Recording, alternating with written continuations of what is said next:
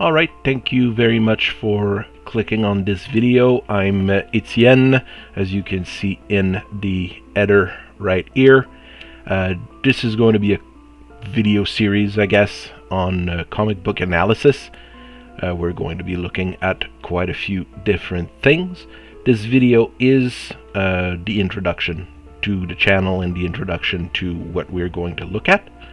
So let's have a look at a few of the things we're going to do, how we're going to do it, and such. Of course, if we're looking at comic book analysis, we're going to look at different types of comic books and different types of comics that exist.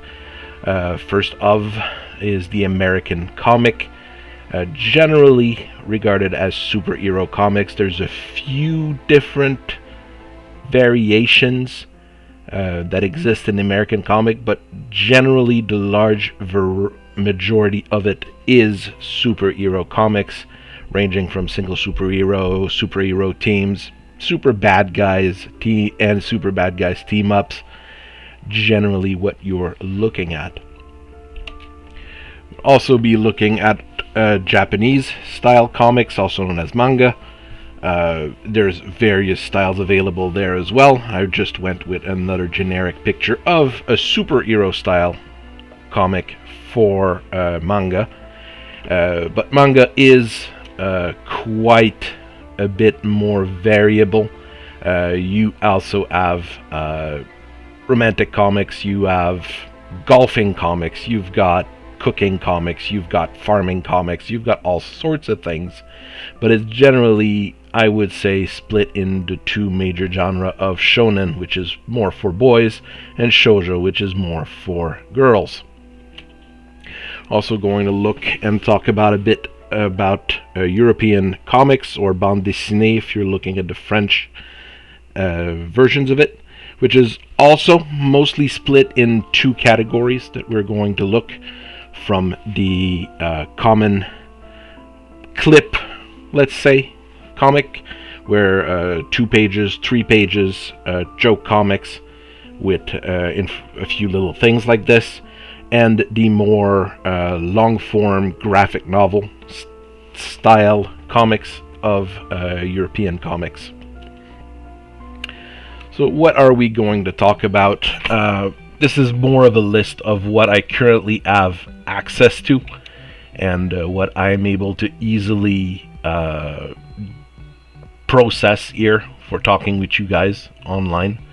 I've got a lot of Wildcats comic. That's basically where I started collecting, all over the place, from different eras and different periods in that particular comic group.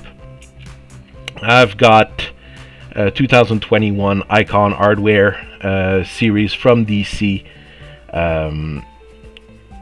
Not the one I like the most, obviously. There's major issues with it, but it is a thing that I have access to that we'll be able to discuss and probably contrast with other things that we're going to talk about.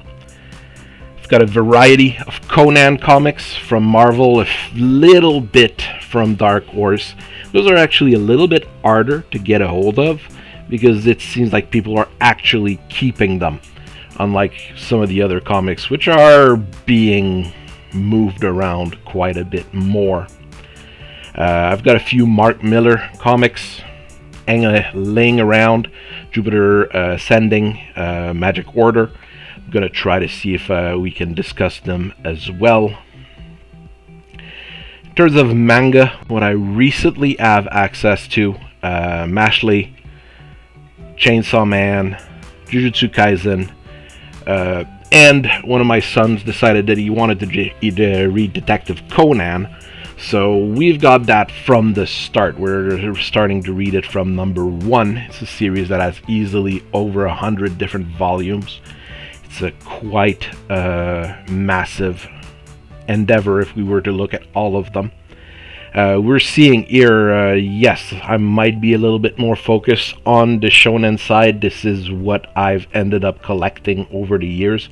I do have a few shoujo manga laying around in my different boxes or in my bookcases. But they're not the things that I've been collecting the most personally. I have tons of older stuff, ranging from Yu Yu Hakusho to Dragon Ball. I'm not sure we're going to talk about some of those major things, but it is something that I might bring up if the series goes on for long enough. For European comics, I do have a few laying around. I have access to a few from local library or from my parents that have been collecting this for quite some time. There's really two major categories that we're going to look at in European comic. Like I said, the pulp style comics, or what a lot of people would call the graphic novels. Those are comics that are for a full story per volume, or very close to a full story per volume. You have a few or European comics that have like a 4-part miniseries or something like that, like 4 comics. Those are a bit rarer. Older comics generally are self-contained, and you have a fairly wide variety of things. And like it says here, it is very close to the pulp style of novels. You're going to have different things, but generally it's going to be adventure, and it's going to be adventures with a set group of characters that move around and do various things, and it can change wildly. Those are 4 of the great examples I can tell and that are easy for me to access. Bamaran, which is basically pulp novels that were translated into bande dessinée. Torgal, which is a Conan ripoff, more or less, but has a lot more sci-fi elements and fantastic elements to it that Conan doesn't always lean heavily into. Yokotsuno, which is one of the most decorated comic, but it's not super well known outside of French speaking nations. A little bit weird with a Japanese name there, but it's how it's set up. And Spirou et Fantasio, a great classic of that particular style, even though it is far more comical than, let's say, Bamaran, which is far more serious, but it fits in the same style of comics. The other style is, of course, your comedy skit style. Those are basically sitcoms in form of bande dessinée. You're going to have things like Achille Talon, which is very difficult to translate to English. I know they've tried with, I think in English it's called Walter Melon. It doesn't quite translate well because a lot of the gags in Achille Talon are not visual, but far more linguistical. It is strange in the way it's set up. It's meant for kids, but it uses very complex words in a lot of places, so it can get confusing for some people. Rubrique à Braque, which was a compilation of comics that are a little bit all over the place, but it is also comedy skits and explanations of all sorts of weird visual gags. This is far more visual than Achille Talon is. Agent 212, probably one of the most basic comedy style skit comic out there. Simply a police officer doing police officer things and getting into trouble, getting his friends into trouble, getting his partners and his co-workers into trouble over all sorts of things, getting mad at people, committing crimes. Those are very simple types of comic, but they have they're usually long lasting because of the way they are written, and they're easy to have access to for most French speaking people. Are we going to talk about the strange stuff if I have access to it, if I can get a hand on it? Franco-Canadian comics, I do have a few of them laying around from what my kids wanted to read when he was a little bit younger, and he still reads it now. The American style mangas, the manga-style American comics, Chinese comic, the manhwa, which is Korean, the German form of bande dessinée, which you'll have with Jodorowsky and a few of his friends, which are a lot more hardcore than the standard French pulp style, and usually have a more linear kind of storytelling, with volume 1 to volume 8 as an example being one story rather than each volume being its own story. It's a bit of a different style. People in America don't notice the big change in style between the two, but we're going to try to talk about it as we go along. So what are we going to talk about? There's a lot of things that go into comics, and I'm not going to simply be doing reviews and summaries of the story. We're going to talk a little bit more in depth about comics. One thing we're going to look at is what is called paratext, what is around the text, what's around the stories, what's around the art, what's around the production of the comic. The covers. Covers are extremely important in comic. Even in books, they usually have us, when we're studying novels and stuff, look at the covers. What do they say? What does it look like? Introduction is the first introduction to your comic. People pick up a comic. If the cover interests them, they will buy it. So it is an important thing. We're going to talk about paper. Might sound silly, but the quality of the paper, or how it's printed, the way it's printed, is going to be important. You're going to have comics where the quality of the paper is garbage. You're lucky if you're able to keep that comic for an extended period of time, just because of how the paper is brittle and in bad quality.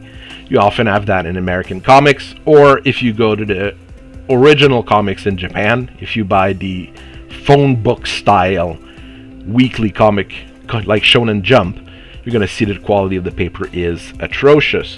While high quality paper, you're going to have that in trade paperbacks, art paperback, which are very common in French Canada and in French speaking nations. You actually have far more of those than trade paperbacks like we have in the US and English speaking nations. So, and you have everything that's in the middle. Things like the quality of the paper in an independent comic or something that is self-published is also very important. We're going to look at inking and the quality of the ink that's used, quality of the color that's used as well. It makes a big difference. Of course, if we're looking at manga, speaking about color is going to be superfluous. Japanese comics are generally black and white, but the quality of the inking, or the quality of how the old set is done, is important to discuss in that case. When looking at French comics, you're going to look a lot at how the color is set up, how the color is used to bring up the elements of the story. So those are things that are very important. Another thing that is unfortunate in American comic, and does happen in other things as well, ads. How many ads are there? What kind of ads are there? Are the ads actually breaking the flow of the story? Which is some things I have seen. So you have to look at that just to discuss the comic itself, discuss how the comic is going. Of course, we're going to discuss simple artistic merit when looking at a comic. Now we're really going to be talking about the art. And by the art, I really mean the drawing and inking and coloring and those parts that make up the panels of your comic. We have a good example here of how the range can go in terms of quality of the art. And one of the things you have to be careful of course, is, well, if the art is good, that means the comic is good. That doesn't always translate directly. Sometimes the quality of the art might be very iffy, but the story is going to be good, or the quality of the art is going to be iffy, but it's going to be iffy throughout the entire story, and it actually serves a purpose. Or sometimes you're going to have things where it's overproduced. You're going to have super high quality art, you're going to have backgrounds everywhere, you're going to have the most fabulous drawers and artists doing everything they can, but the story's garbage, or it doesn't reflect well on what is going on. So those are things that need to be discussed when discussing comics, obviously. Another thing we're going to be looking at is character designs and character art. Here we have the same character. One is an official drawing in a Marvel comic, and the other one is fan art. And to be honest, one is a little bit superior to the other for some reasons. Once again, when you're looking at a manga, the creator is also the owner and the one doing the majority of the art. So the characters might evolve over time, or the art style of the characters might evolve over time. While in American comics, what you have is freelancers or contractors doing the work. So the art can and will vary massively over time. So this is a thing that needs to be looked at. And will we make fun of a few things? Well, if we find things to make fun of, we will. If we find things that need to be called out, we will as well. Backgrounds and what comes behind the characters.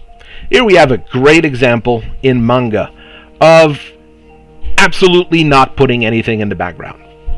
We have white everywhere. We have a few coloring, or at least basic images in the back that give a bit of an idea of what's going on, but you don't know where the characters are. You don't know where the characters are evolving, or what is going on in that period. You could literally transpose this in any era, any situation, and sadly enough, it would work. It would actually likely be a good story if set up properly, but it does make you lose a bit of the ideas behind where you need to work. You have the same problem in American comic. You've got the same problem in Franco-Belgian bande dessinée. At time, one thing you're going to see though, you do see in French bande dessinée, are backgrounds which are overly developed. You see that the artist working on it puts a lot of time on their backgrounds, and maybe more time on their background than they would need to. So those are all things that need to be discussed and evened out. We're going to talk about characters. Obviously, characters are important, and this is going to be the main part of the story. Characters come in all forms, all shapes and size. We've got some American comics here. We've got some Canadian comic with La Jean-Jean, and Japanese here with Yusuke Urameshi from Yu Yu Hakusho. So you've got all sorts of characters. But what we're going to do, we're not going to read Wikipedia article explaining the history of Superman. We're not going to go into the depth of what's the origin story and the dark past of La Jean-Jean. I don't think he has one. Well, he actually kind of does. He's a weird character. Weird little reindeer kind of guy. What we're going to mainly talk about is the actual character, how they affect the story, what their relationships are, where they work together, how those characters interact with the general environment, and how it works. The points of references on those characters are going to be what's the most important, And while we will not go and read, like I said, a wiki page or go in depth like this, we will be trying to discuss, well, what did Superman do here? Why did he do it? Does it fit with his character? We will be doing a quick summary whenever we're going through most comic. Quick summary of what is going on, who's in it. Importantly, if we're doing American or French comic, like who's the characters that you're seeing in this case, especially if there's recurring characters. It's not going to be a play-by-play or read out loud or anything, but we're going to look at a few pages, discuss a few of them, and see where it goes. We're also going to see how does it connect to the bigger picture.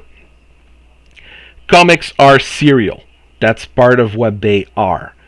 Even the pulp style comic from France generally have connections between them. Bob Moran being one of the most reliable one there as an example. You don't have to read them in order, but if you read an Ombre Jaune story, you might want to figure out who that character is, and you might need to know, well, where does this particular Mr. Ming story fit in the grander scheme of things. In American comics, very often you've got serial of month over month, but sometimes you've got shorter mini-series, 2, 3, 4 volumes that make up a story, and that sometimes needs to know, well, where does it connect to the rest of the story. We're also going to look, is this story or this group or this thing, is it alone? Is it its own thing? Which is the most common in manga. Since the author is the owner, they do their own thing, nobody else comes in and works on it. But we've seen more recently changes to that. Or we're going to see as well, is it part of a universe? Which is what we've started dreading when talking about comic book movies now. The cinematic universe. Well, comics said that forever. The comic universe. But that story, does it fit in that grander universe? And is it necessary in that grander universe? Other things that we'll need to talk about and we'll need to look at is it playing to the strength of the genre it's working in and of the medium of comic?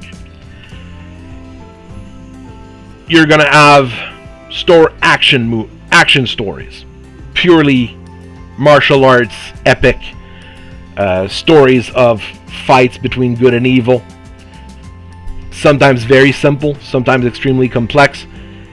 This is generally a strength of the shonen style manga, or let's face it, older school comics. You're going to have love stories, especially in shoujo manga, which is outselling most shonen most of the time. But we're going to look at the differences in that type of genre as well. And is manga or comic the best medium for romance? We're going to have to discuss that, and we're going to have to look into that. Savior stories. Superheroes save people. This goes in every genre as well. Very common. Someone rescuing someone from a burning building, from the evil plot of an evil supervillain. Those types of stories also are a strength of the superhero genre as a general, but of shonen manga as well, of European comics as well.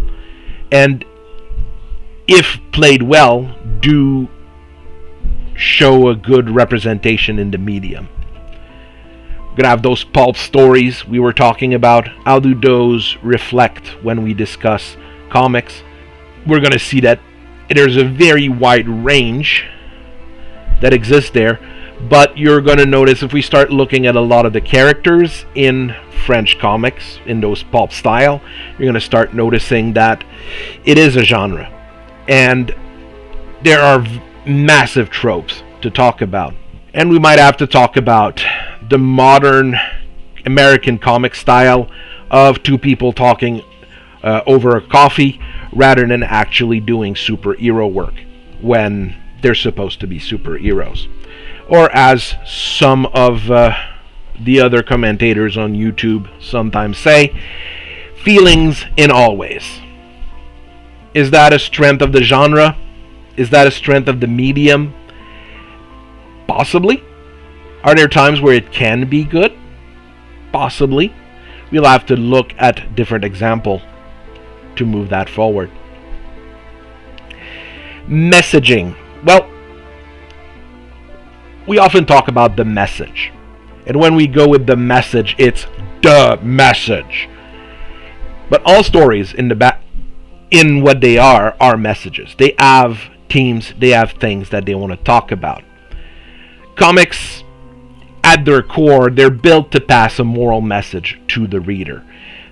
They're the modern mythology. They're the stories of Hercules that you explain to your son so he remembers that maybe killing people at random is not a good idea, as an example. Unfortunately, that's what the original myths were. More modern myths, well, help people. Make sure that you use science in the right way.